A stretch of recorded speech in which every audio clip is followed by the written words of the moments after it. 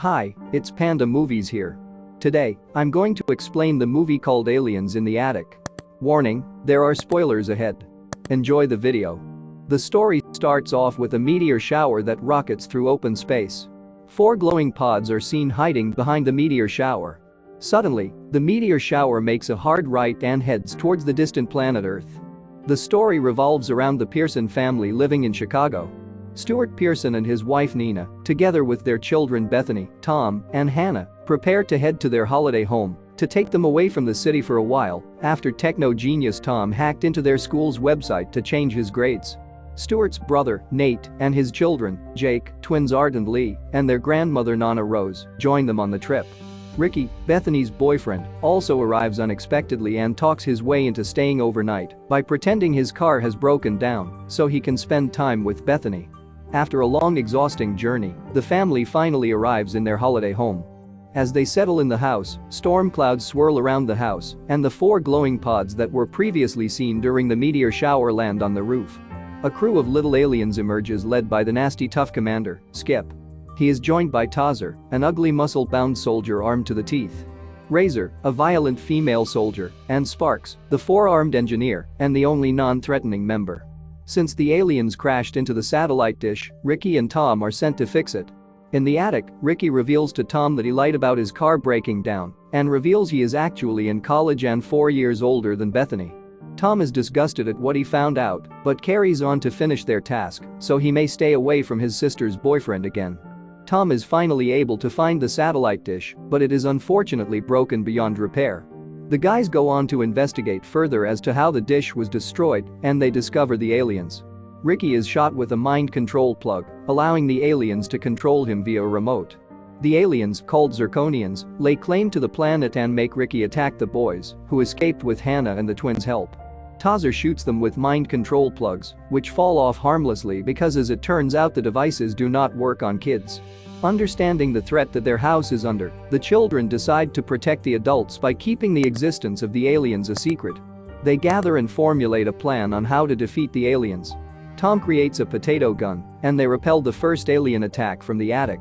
In the process, they manage to obtain Rocky's controller, and they turn him against the aliens. Realizing that they might not be able to hold off the aliens much longer, they try to call 911, only to be sternly scolded by Sheriff Doug Armstrong, who does not believe a word they say.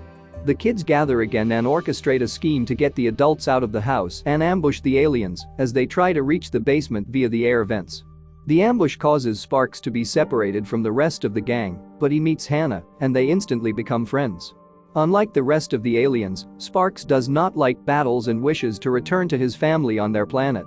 Believing that the only way he could go home is if the rest of his team is forced to retreat, Sparks helps the children by making weapons for them. He reveals that his teammates are after a machine buried under the basement that will allow the Zirkonians to invade Earth.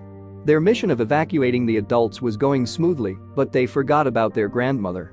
The moment they realize that, the aliens already placed her under their control. However, the kids manage to obtain her controller, and they control her to defeat Ricky in a scene reminiscent of a fighting video game. However, the aliens capture Jake and Sparks, whom they need to complete their mission. The kids finally keep Bethany up to date with the events that were taking place, and together, they rescue Jake in the basement. Ricky, finally back to his senses, insults Tom and breaks up with Bethany, to which she barely cared. They continue on with their mission to stop the impending invasion.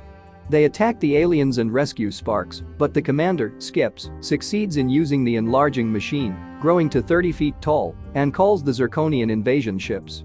The children work together to defeat the giant Skips and shrink him again.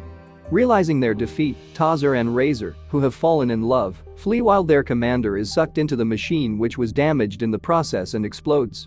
Skips manages to call off the invasion before it even begins and returns home to his planet after saying goodbye. Tom and Stuart reconcile while the cousins have grown closer during their adventure. Next morning at a lake, as if no invasion almost took place, the family enjoys a day of fishing while in the distance, Skip, shrunk to an even smaller size than before, appears bent on revenge but meets his demise when a crow grabs him. By the end of the movie, the once detached family becomes closer, bonding and actually having fun spending time with each other. This could be seen in the mid-credits scene, where Bethany and Tom take revenge on Ricky by making him look like a fool in front of his new girlfriend, Annie Filkins, using the alien remote. Bethany gleefully comments that she is so keeping this as Ricky screams in pain after landing on his testicles.